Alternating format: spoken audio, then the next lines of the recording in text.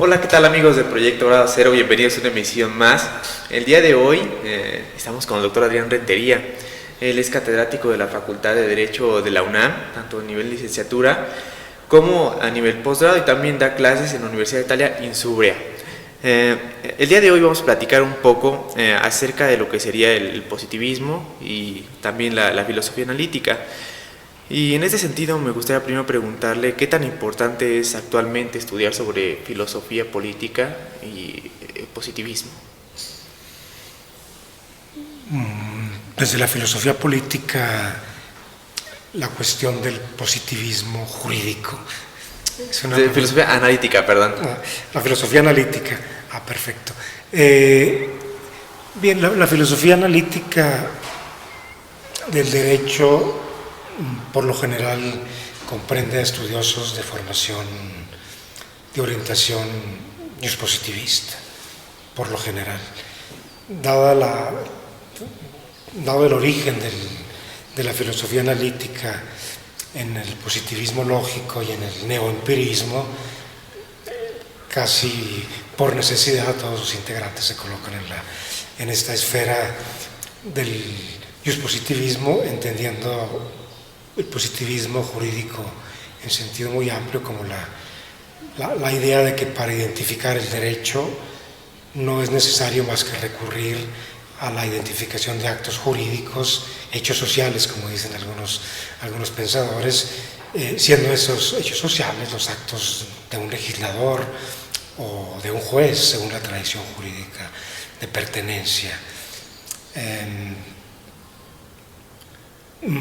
Por supuesto que también puede haber, y de hecho hay estudiosos pertenecientes a esta corriente analítica que se forman principalmente, como se sabe, en Oxford, de alguna manera ligados al naturalismo, ¿no? Podemos incluir, por ejemplo, en esta idea, quizá con algunas dificultades, con algunas forzaduras, a John Finnis, uno de los máximos exponentes del naturalismo, pero que en un cierto modo, digamos que afronta este tipo de cuestiones desde una corriente que le pone mucha atención al lenguaje jurídico, que es uno de los caracteres distintivos de la filosofía analítica. Muy bien, y estuvo apenas en un congreso de filosofía analítica organizado por Proyecto Grado Cero. ¿Por qué sería importante continuar con este tipo de congresos sobre filosofía analítica y analizando el positivismo en las facultades de Derecho? Me parece importante porque la corriente analítica de filosofía del derecho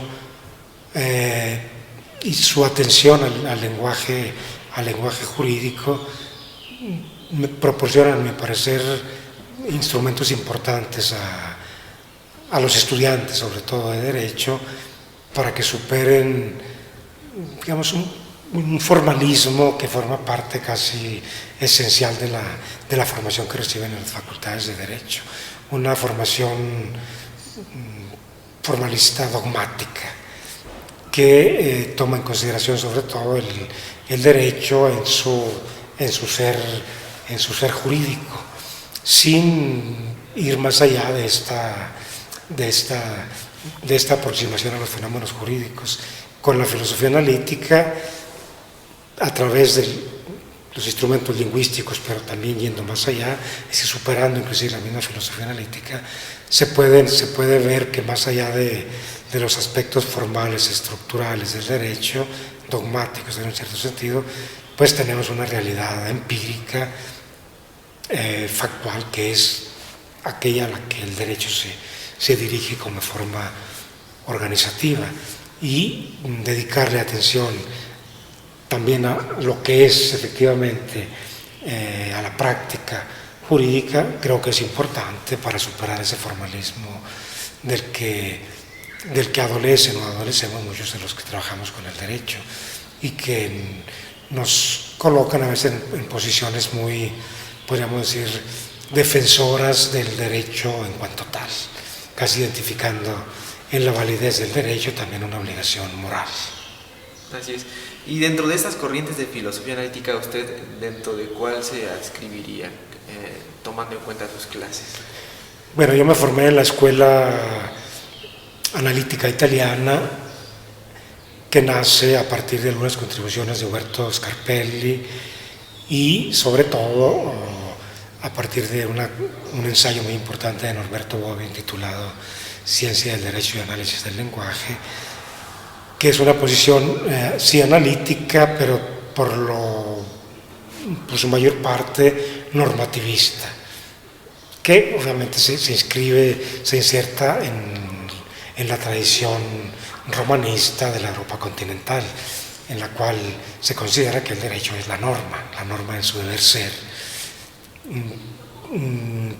Entonces, mi posición sería la de un analítico positivista crítico, normativista. Crítico, ¿en qué sentido? En el sentido de que considero que también por parte de los teóricos y filósofos del derecho se necesita, y es lo que yo trato de hacer, prestar atención no solo al deber ser del derecho, es decir, a la norma, en lo que nos dice que debe ser, sino también a lo que efectivamente es en la práctica, a cómo se comportan los destinatarios de las normas, a cómo se comportan los particulares, a cómo se comportan los aparatos del Estado.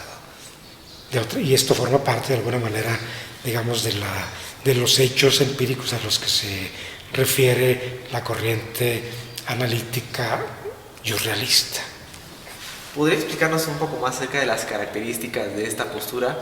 Porque bueno, generalmente en las escuelas creemos que la corriente filosófica es, cuando inicia uno, es una, ¿no? Es solamente un positivismo. ¿Cuál serían en su postura los rasgos distintivos?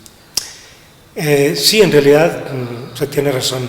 A veces se transmite esta idea del positivismo como un bloque único, mientras que en su interior hay diferentes visiones. Algunas de ellas, por ejemplo, son las que nos indican una diferencia entre un positivismo normativista y un positivismo realista. Es decir, son corrientes positivistas porque consideran que el derecho es el derecho positivo, el derecho puesto, el derecho creado por una autoridad.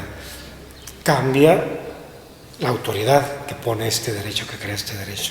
Para el normativista es el legislador que crea la norma. Para el realista es, de alguna medida, con algunas variaciones entre el positivismo escandinavo y el positivismo estadounidense, es el juez. Es decir, el derecho para el positivista y realista no es tanto la norma, sino el fallo judicial. ¿Sí? Entonces tenemos un positivismo normativista y un positivismo realista, que tienen su razón de ser, su origen en las dos grandes tradiciones jurídicas, la tradición del common law para los realistas y la tradición del civil law para los normativistas. Una ventaja de poder platicar con usted es que también ha estado en Italia y en México, pues últimamente ha habido una gran influencia en las distintas corrientes de pensamiento en el derecho por parte de pensadores italianos.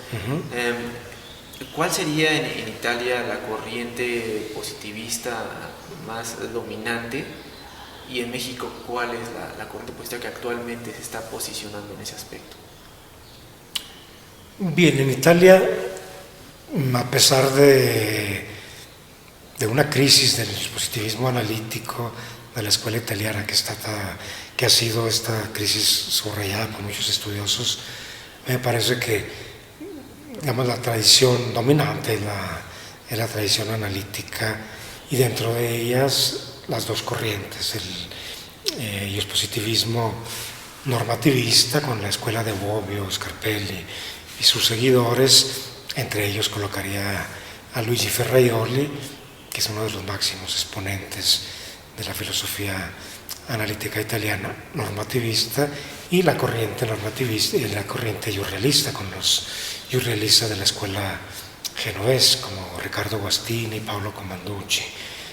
Autores, todos estos, Ferraioli, normativista, Comanducci, Guastini y realista, muy conocidos en Italia por la mayor parte de los estudiosos, muy conocidos en México por parte de los estudiosos mexicanos. En México, a una ciencia cierta, no sabría yo cuál sería la corriente dominante. Creo, me parece, pero tengo algunas dudas, que hay una atención muy seria hacia el dispositivismo normativista. Por ejemplo, la influencia de Luigi Ferraioli es bastante sentida, pero por otra parte también la influencia de la escuela surrealista es bastante seria. Claro, en México ha habido una tradición analítica muy consistente en decenios pasados, con el nombre, por ejemplo, mayor de todos, García Máinez. Paralelamente, sin embargo, a esta corriente había otros estudiosos que pertenecían a la escuela naturalista, de algunos nombres que en este momento no recuerdo, pero que estoy seguro, Preciado Hernández, me parece. No recuerdo bien los nombres porque mi información jurídico-filosófica se realizó en Italia, entonces no tengo mucha continuidad con los fenómenos italianos que se han dado en el curso del tiempo. Muy bien. Y también me gustaría preguntar un poco, ahora que menciona a Ferraioli, ¿cómo se da esta relación entre estudiar el garantismo y la escuela de donde viene, que es la escuela de Norberto Bobbio? ¿Cuáles son las características que recogen este garantismo? Bien, Ferraioli se declara abiertamente dispositivista, normativista, con atención también al ser efectivo de las normas. Su garantismo, primeramente su garantismo en el campo penal, nace como una respuesta a un momento particular en el derecho penal italiano, cuando, en razón de algunos momentos de crisis de la sociedad, se emanaron normas por parte del legislador, normas que de alguna manera contradecían el sistema penal acusatorio oral, introduciendo leyes especiales, tribunales especiales. Entonces, de ahí se genera la idea de Luigi Ferraioli de un garantismo penal, digamos, que asegure lo más posible el conocimiento de la verdad de los hechos, aún siendo consciente de que este es el problema quizá central del método jurídico y de la epistemología jurídica. Y de ahí su garantismo se amplía en los años, podríamos decir, en los años 80, sobre todo años 90, hacia un garantismo constitucionalista, un garantismo de los derechos fundamentales, sobre todo con su teoría de los derechos fundamentales, que desarrolló a partir ya en su gran libro del 89, que fue Derecho y Razón, después en otros ensayos de los años 90, y que culminó en Principia Iuris de hace algunos años, sobre todo en la atención que dedica Luigi Ferraioli a dos aspectos: a la estructura de los derechos y a la distinción entre derechos y garantías, y dentro de las garantías, a las garantías primarias y a las garantías secundarias. Creo que este tema es muy importante en el garantismo de Ferraioli, y que lo va a distinguir, por ejemplo, de otras formas de neoconstitucionalismo, como las de Dworkin, Zagrebelsky, Alexi,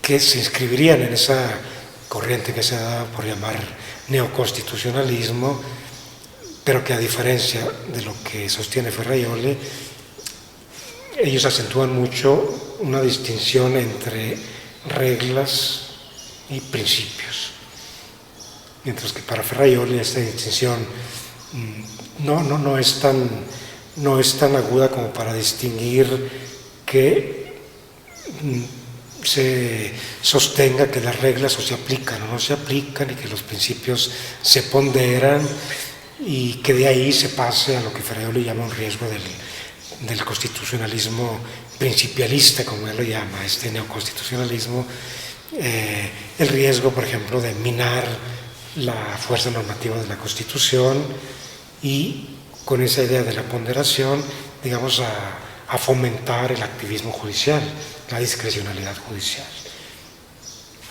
¿Cómo o qué lecturas recomendaría usted para un estudiante que quiere acercarse a lo que sería la filosofía analítica y entrarse a los modelos dispositivistas? ¿Cómo tendría que ser este acercamiento por parte de los alumnos? Bueno, hay muchas traducciones, por ejemplo, de la corriente analítica, que es la que mayor parte conozco. Y claro, también las hay de muchos otros estudiosos de lengua anglosajona, pertenecientes al realismo analítico. Por parte de los italianos, algunas lecturas de Riccardo Guastini, de Paolo Comanducci, de Luigi Ferraioli, pero yo diría sobre todo la lectura de algunos textos de Norberto Bobbio, como los que recoge en el texto Teoría General del Derecho, formado por dos partes: teoría de la norma jurídica y teoría del ordenamiento jurídico. ¿Por qué es importante esta obra? Porque Bobbio es conocido en México sobre todo como filósofo de la política. Así es. A partir de algunas traducciones que hizo José Fernández Santillán, sobre todo para el Fondo de Cultura Económica, pero el Bobbio que se dedica a la teoría general del derecho y la filosofía jurídica se ha estudiado, yo creo, muy poco, muy escasamente en México. Y a pesar de que algunos textos ya tienen una cierta edad, podríamos decir, son de los años 50 o de los años 60, mantienen todavía mucha vigencia en su claridad y en sus características expositivas. Sí, de hecho ese es uno de los puntos que a mí me interesan, ¿no? He escuchado incluso a algunos profesores que conocen a Bobbio y dicen que como jurista, como escritor teórico del derecho es mucho mejor que como politólogo, ¿no? Que es lo que más nos ha llegado a nosotros. Y en ese sentido me gustaría también que nos explicara un poco la importancia que tiene Norberto Bobbio en el cambio del positivismo, ¿no? La evolución de este positivismo. Bueno, Norberto Bobbio en 1950 publicó un ensayo cuyo título ya mencioné. 2 años antes había aparecido otro pequeño ensayo con el mismo título de Umberto Scarpelli. Y ellos han sido considerados los fundadores de la escuela analítica. ¿Cuál es la novedad de esta escuela? Es una escuela que se contrapone a la filosofía del derecho tradicional en Italia, pero que podemos decir no solo en Italia, sino en Alemania, en Francia, es decir, a una filosofía del derecho construida desde posiciones filosóficas. Lo que Bobbio quiere hacer, lo que hace, y junto con Scarpelli, es una filosofía del derecho, pero desde posiciones jurídicas. Una filosofía del derecho, dice Bobbio, hecha por juristas y no por filósofos. ¿Por qué? Porque hasta ese entonces, después de la Segunda Guerra, digamos, la filosofía del derecho predominante en Italia era la filosofía del derecho hecha por filósofos, por juristas, pero desde posiciones filosóficas, sobre todo de carácter idealista.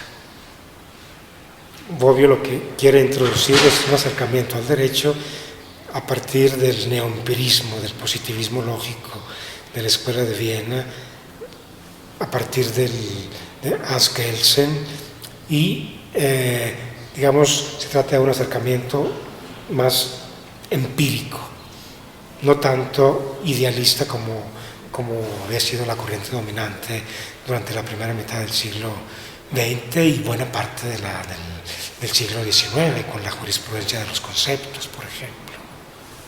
Bien, pues muy interesante esta charla, doctor, en torno a la filosofía analítica. Sin duda se tiene que seguir estudiando este tema. Actualmente pues hay ya los esfuerzos todavía por continuar con esta difusión de lo que es la filosofía analítica. El congreso que se realizó pues fue una muestra del interés de los estudiantes por conocerla. Y bueno, ya nada más para finalizar, ¿nos podría explicar brevemente en qué consistió la ponencia que dio en ese congreso? Sí, analicé desde una perspectiva de la filosofía analítica, brevemente, porque el tiempo no era demasiado, la teoría de la argumentación, evidenciando aquello que desde mi punto de vista puede ser un riesgo en la teoría de la argumentación, es decir, la acentuación que hace la teoría de la argumentación acerca de la idea de auditorio y de retórica, de convencimiento del auditorio, porque esto pudiera, digamos, contribuir a aumentar la sensación de que los jugadores disponen de instrumentos decisionales aún más fuertes de los que les derivan de la estructura misma del derecho. Ya el derecho de suyo no contiene instrumentos que puedan guiar a los jugadores hacia una respuesta única, hacia la respuesta correcta, ¿no? Parafraseando a Ronald Dworkin, por cuestiones del lenguaje, por cuestiones de completitud del ordenamiento jurídico, de coherencia del ordenamiento jurídico. Y si a eso le sumamos precisamente la idea de que mediante la teoría de argumentación lo que se trata es de argumentar para convencer de la justicia, entendiendo por justicia algo muy lato, emerge, a mi parecer, la idea de que con la teoría de argumentación se puede convencer de la justicia de un fallo a un fallo que se aleje de ciertos presupuestos que todos quisiéramos hacer nuestros para una mejor administración de la justicia. Muy bien, pues los invitamos nuevamente a que escuchen esta charla, va a estar por radio y por nuestro canal de YouTube. También los invitamos a que vean estas ponencias, todas son grabadas, van a escucharse también por Spreaker, saben que sale por las tardes diario, y que vean también la ponencia en video, que la pueden encontrar en este mismo canal de YouTube. Nuevamente le agradecemos, doctor, por este tiempo que nos ha dado y bueno, por esclarecer algunas cosas importantes que podrían ayudar no solamente a los alumnos de licenciatura, incluso en posgrado, ¿no? Ahora que lo estoy viendo, pues aclara bastantes puntos. Perfecto, muchas gracias a ustedes. Muchas gracias. Hasta luego.